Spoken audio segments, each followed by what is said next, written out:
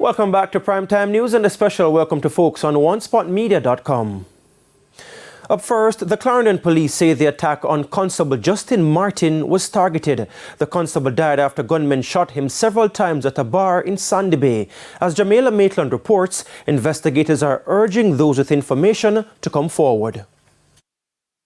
The Pink and Pretty Bar in Sandy Bay, Clarendon, would usually have its doors wide open on a Saturday. But when TVJ News visited, the doors were locked.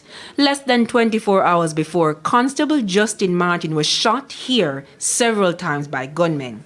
He was rushed to the Jamaican hospital where he succumbed to his injuries.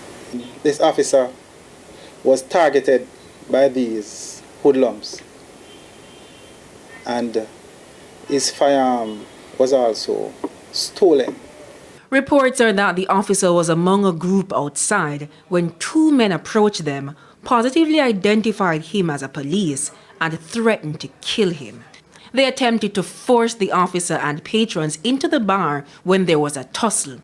Constable Martin was shot several times. The two men escaped in a white Toyota motor vehicle.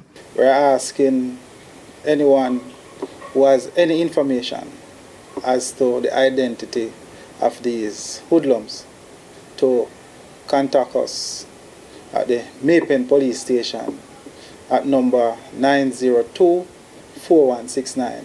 Constable Martin was assigned to the St. Catherine North Police Division's Enhanced Security Measures team. According to his supervisor, the officer was last seen at work on Friday. He completed a shift at a checkpoint in the parish and left work sometime around 7:30 p.m.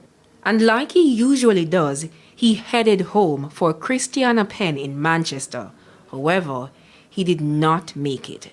The officer was described as being very respectful, quiet, but direct and intentional. Jamaica Maitland, TVJ News.